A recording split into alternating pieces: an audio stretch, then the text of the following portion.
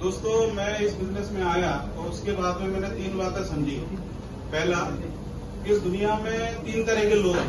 पहले हैं गरीब, दूसरे हैं मध्यवर्गीय मिडिल क्लास और तीसरे हैं अमीर और रईस। सही बात है। गरीब इंसान ने मान लिया है कि मेरा नसीब जो है, मैं तो गरीबी में पैदा हुआ, गरीबी में ही मर जाऊंगा। उसको जैसी जिंदगी मिल रही है वो वैसी जिंदगी जीने के लिए तैयार है, उसे कोई तकलीफ नहीं है।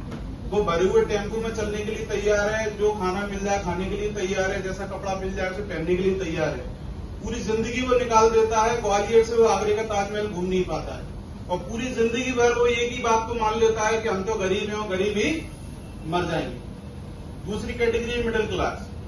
ये व्यक्ति को संतुष्ट है, किसी की सरकारी नौकरी लग गई, कोई किराने की दुकान पर बैठा है, 40 से 50 हजार रुपया कमा रहा है और इसको ऐसा लगता है कि 25-30 हजार रुपए घर का खर्चा है, 10-20 हजार सेविंग कर लेते हैं और जिंदगी में कोई तकलीफ है नहीं, पूरा जीवन संतुष्टि में निकाल देता है, इसलिए मिडिल क्लास में ही रह जाता है। लेकिन कहते हैं ना अमीर परेशान है ना गरीब, सबसे ज्यादा अगर महंगाई से कोई परेशान है तो कौन है?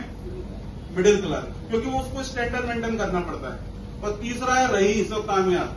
ये एक्चुअल में सही इन्होंने इंसान होने का सही जो है मतलब देखा है, क्योंकि कहते हैं कि 84 लाख योनियों बाद इंसान का जन्म मिलता है। ये नो यस।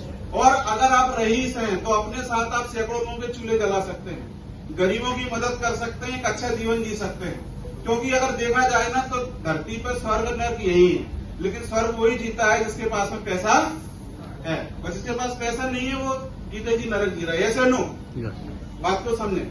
तो अब आपको मैं एक सवाल पूछना चाहता हूं कि आप कौन सी कैटेगरी में अभी हैं?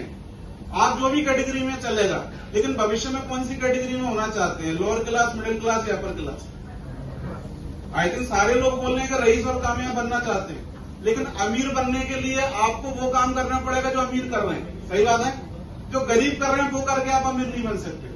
तो अमीर क्या करते हैं? मैंने एक बात को नोटिस किया, टाटा हो, अंबानी हो या बिरला हो या मार्क जुकरबर्ग हो या दुनिया का सबसे अमीर आदमी जेफ बेजोस हो, ये सारे के सारे लोग सिंगल काम नहीं करते, टीम के साथ काम करते हैं। ये से नो एक नेटवर्क बना के काम कर सकते हैं, क्योंकि इन्हें समझ में आता है कि अगर मैं 10 घंटे की जॉब करता हूं तो उसके बदले मुझे मिल रहे हैं 10,000, और अगर 20 घंटे काम करूंगा तो मिलेगा 20,000, और 30 घंटे काम करूंगा जब जाके मिलेगा 30,000। अब ये चाह के भी 24 घंटे से तो ज्यादा पैदा कर नहीं सकता, इसके हाथ में है नहीं, तो ये हमेशा गरीब रहता है। लेकिन अमीर इंसान क्या करते हैं? रतन टाटा ने क्या किया, 1 लाख लोगों को काम पे लगाया, 1 लाख लोग काम करते हैं, एक दिन में उनके लिए 10 लाख घंटे काम होता है, इसलिए उनकी इनकम अनगिनत है। Yes no. तो 3 साल पहले इस बिजनेस को समझा, इसकी खूबी को समझा। अगर नेटवर्क बनाना है इस बिजनेस के अलावा तो लाखों करोड़ रुपए होना चाहिए, होना चाहिए कि नहीं होना चाहिए? अगर आपको रेस्टोरेंट खोलना है, बड़ा एक पेट्रोल पंप डालना है तो करोड़ों रुपए चाहिए, तो वो तो बस की बात है नहीं। तो हमें एक मौका मिला, माई लाइफ ने हमको मौका दिया है खुद का नेटवर्क बनाने का, इसके लिए जोरदार तालियां होना चाहिए। 3 साल पहले इस बिजनेस की शुरुआत की थी तो यकीन मानना दोस्तों, मेरे पास एक मोटरसाइकिल भी नहीं थी। बिजनेस को शुरुआत किया, शुरू में चैलेंज आए और चैलेंज आते भी हैं, और फिर जब करना चालू किया तो मोटरसाइकिल के सपने पूरे हुए, बहुत अच्छा जीवन जीना शुरू किया। आजकल मैं कार से चलता हूँ, तालियां बजा सकते हैं लोग। और एक अच्छी लाइफ स्टाइल मेंटेन करता हूँ। कभी सोचा नहीं था, शादी हो गई थी, कुछ ऐसे चांस बने कि नई शादी हुई थी और उसी समय क्या लग गया लॉकडाउन।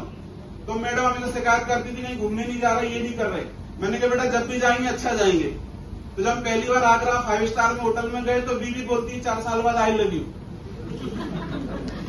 तो बहुत पावर है इस बिजनेस के अंदर। चूंकि हमारे गुरु लोग बैठे हुए हैं, मैं जोरदार तालियां चाहूंगा सोनू राय सर के लिए, उन्होंने अपना चिंतन करके दिया।